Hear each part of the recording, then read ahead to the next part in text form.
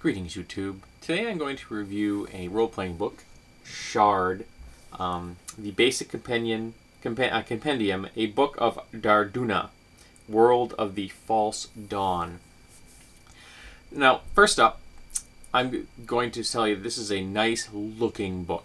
Let me show you what one of the reasons I like the book is that you can see every page has a nice kind of an ivory background. It's got a border which is actually two-colored, so it's an attractive book. The art runs from adequate gaming book illustrations to quite good. A couple of pieces are excellent. So physically, I like the appearance, and I was quite impressed with their presentation. Now, this review is going to be a mixture of things I like and I don't like about this book. I was thinking of separating them into different categories, but they're all kinds of mixed up in my head at the moment, so I'm just going to give them to you as I encounter it. Now, this is a game aimed at a player that enjoys running anthropomorphic animal characters.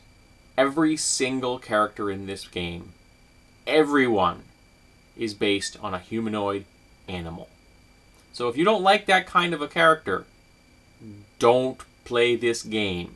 Okay, so anybody out there that's a furry hater, this is not the game for you. Just move on to another system. Now, the game starts out on a science fiction footing. In the game, some researchers are on a ship in orbit, and they have uplifted a number of animals. Uplifting meaning they've genetically modified the animals to have near or equal human intelligence. And the ship that they're on has an experimental drive. Now, I found this disconcerting because as a start for a campaign, one of those two things would have made sense to me. But putting them both in at the same time, I thought was really gilding the lily. It was too much. I don't think you needed to have both of them. I was also confused why this started out as a science fiction setting. Because as soon as they hit that button and used that drive to escape the people that were going to come and destroy their project because they were afraid, animals with human intelligence. Obviously, it's not like an animal could be a human overlord.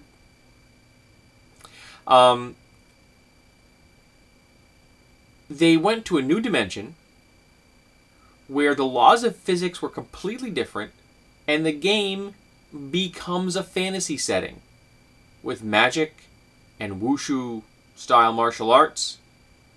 And the only science aspect of the game from that point on is the existence of firearms. That's it. So I couldn't quite figure out why you wanted to start the game in a science fiction setting, one that I thought was a little confusing, just instantaneously, within a page, make it into a fantasy setting. I didn't grok that at all. Now, one of the things that is kind of a problem for a lot of anthro games is that if you have anthropomorphic animals, say a gazelle, often they're going to be in an Earth-like world, and that the Earth-like world is going to have normal gazelles that aren't anthropomorphic, that aren't uplifted. So, how do you justify a world where you might have intelligent lions eating non-intelligent gazelles when you've got an intelligent gazelle standing there watching this process? That's a real problem. That can cause a lot of moral and ethical issues and could quite possibly result in wars. The writers got around this problem rather deftly by placing all of their anthropomorphic races, and there are lots of animals to play in this. You will not be disappointed. By placing it on an alien world where there are no terrestrial life forms. It's all insect-based, plants and insects. So there is no conundrum there. There are no gazelles, no gators, no lions, no wolves, no chipmunks that are not anthropomorphic animals.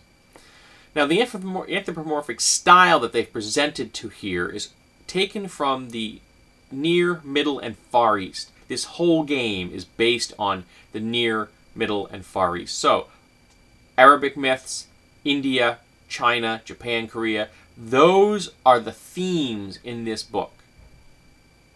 There's nothing Western in it. So because of that, there's very much an anthropomorphic tradition of humans with animal heads. It's a style I don't like. I don't want humans with animal heads. I want animals that are humanoid. I want digigrade backward bending legs. I don't want breasts on animals like humans have. There's a picture in here of a penguin with mammary glands. Birds don't have boobs. That bugs me. They have snakes with legs. You know what you call a snake with legs? A lizard. Snakes spent millions of years evolving to not have legs. I don't want them to have legs. Now, the animals break into three main groups. The first being reptiles and amphibians, avians, mammals. And each is presented with the starting level of your physical stats, the upper level of your physical stats, advantages and disadvantages that each race has guaranteed. These are the ones that you were born with. And then some suggestions for advantages and drawbacks that would be appropriate for a member of your species, which is kind of a nice thing. Each stat block is fully written up. Each has a point value, which is very nice for comparing different things or figuring out how many points you want to spend on your character. This particular game uses a mechanic where it's all D6 based, very approachable. There's a cap of 12, so you're never going to need more than 12 dice to roll anything. And you buy the number of dice that you want for a stat. So say you have agility and you want to have a 6, which is a fairly high agility. And no, I have no idea what she's doing at the moment. And that will then mean that any skill you have based off of agility will use that stat. And of course you could have as your base number of dice you roll, and of course you could have a bonus or a penalty depending on other circumstances that might arise, or skills and things like that. Now, it's using a success-fail mechanic. So you roll a die 6. If you have a 4, 5, or 6, that's a success. 3, 2, 1, that's a failure. So if I roll 6 die 6 and I get 3 of each, that means I have 3 successes. And those 3 successes, will then compare to how many successes I need to achieve my goal. If you have only 1 success, that's considered a partial success. You just barely squeaked by. And if you have more than that, that could tell you that you've done exceptional damage in combat, or you've done an exceptional job with a skill.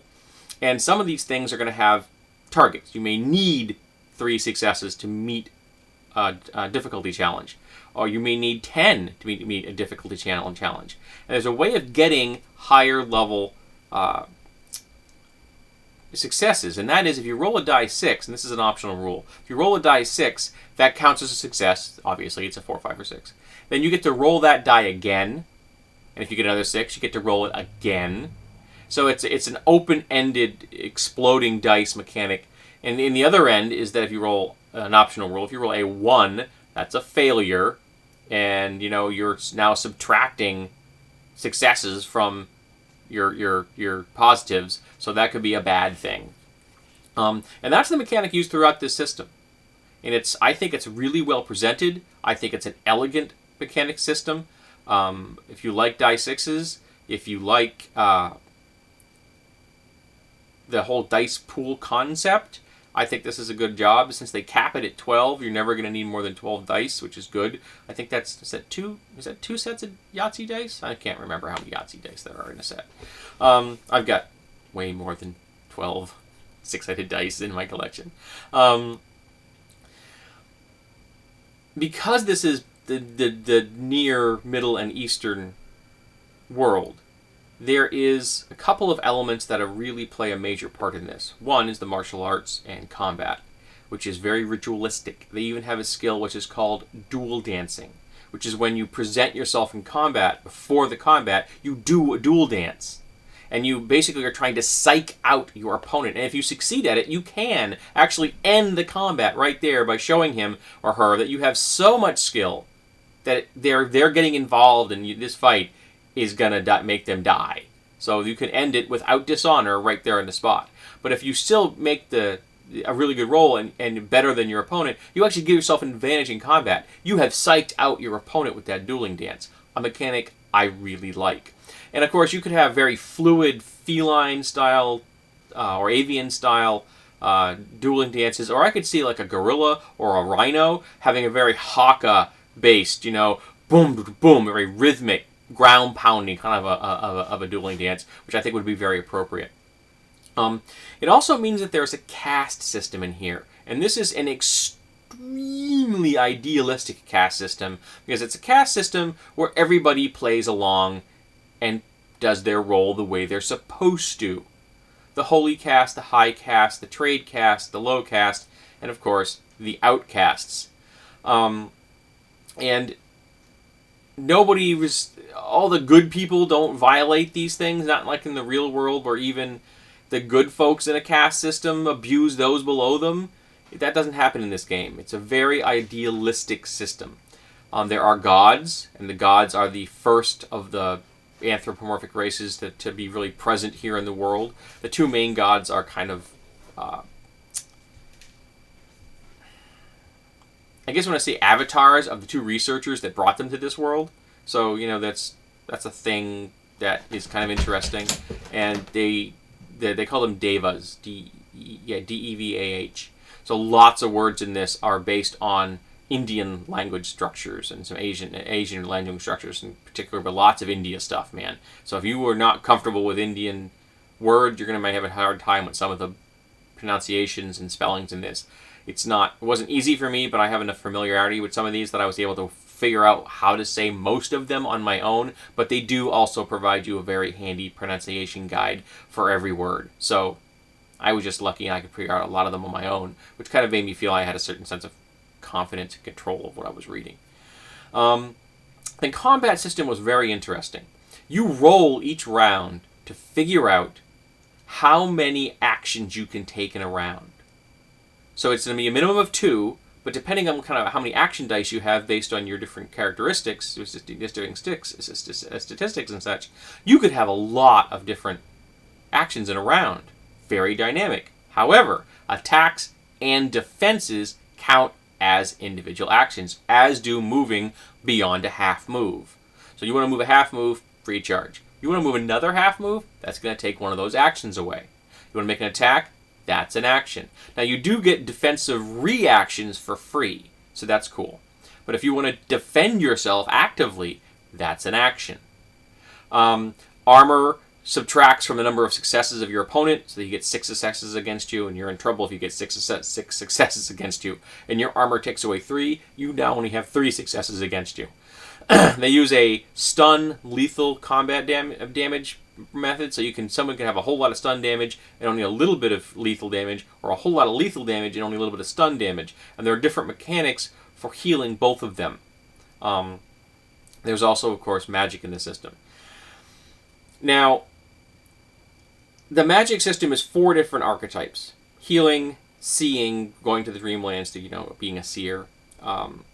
Enchanters, essentially people that endow different items, that create magic items. And then summoners. Now, the mechanic in this system I like. The martial arts system is dynamic, fast, colorful. The weapons in the game are awesome. The technology in this world is all non-metallic. You use chitin, you use wood, you use amber, which is an actual sap from a tree that you turn into a hard substance. You use crystals you've grown. So the weapons can be purples and greens and blues and reds and yellows. It's awesome looking. The illustrations in that are very good. It's a very alien world, and they did an excellent job of this. And they presented a combat system that really, to me, emulated the martial arts that you see in movies and in legends and stuff, and I was very impressed with that. The side note, I ran an anthro game where there was almost no metal.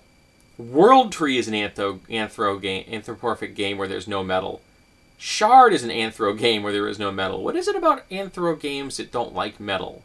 That's an interesting concept. But the magic system is ritual magic. Long, laborious rituals. It can take you 10 minutes, an hour to set it up, to perform it. You have to roll to start the ritual. You have to roll to get the ritual once the ritual's going. You have to roll to end the ritual. Things can go wrong. Magic is supposed to be mysterious and it's supposed to be, complex and everything. And I think it is a horrible match with the rest of this game. Just as I couldn't figure out why they had two different science fiction elements at the same time, or why they even had a science fiction element for a fantasy setting, I can't figure out why they stuck this magic system, a slow, complex, mystical process, in a game that is so dynamic, so flexible in every other way. There are so many career archetypes in this game and skills. You could find anything you want to play in any cast. I'm not joking. If you can't find what you want in this game, the ability to make it is dirt simple. Alright? There's so much about this game that is just so cool. And then they stuck on this magic system, which it was just like, oh great.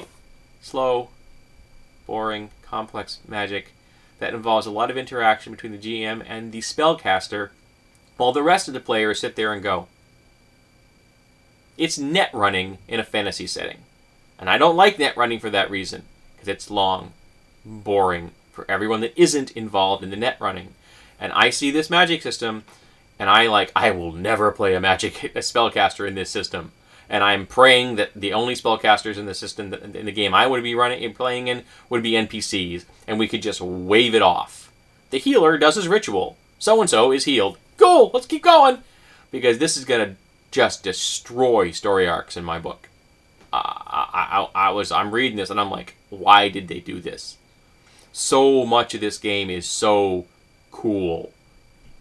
I recommend it for anybody that's looking for a dynamic system, a simple mechanic, a great way of emulating the mystery and martial art style of the Middle East and such, the Far East. If you like the caste system, this has got it. You like Anthro system, you can do this. And I think you could take this and very easily reskin these animals as standard dwarves, elves, things like that. Or because it's also point-based, and they give you how much it costs for each different little characteristic that every animal has, you could easily build the races that you want without a problem. You could build orcs in this. I could probably do it in my head right now, and I've only read the book once. All right? So I think that this system is really well presented, but the magic system, I think, it's a bad match. I want common magic, dynamic, fast magic. I'll give you an example of what kind of thing I think I like about my magic systems. In 3.5, one of the best classes I thought they ever conceived of in the entire history of D&D, the Warlock. He gets a handful of abilities. He can use them once around, forever. I like that. This magic system does not meet anything I like. There are people out there who are going to love it. I'm not one of them. Alright, this has run long enough, so I'm going to close it up. I think Shard is an awesome game.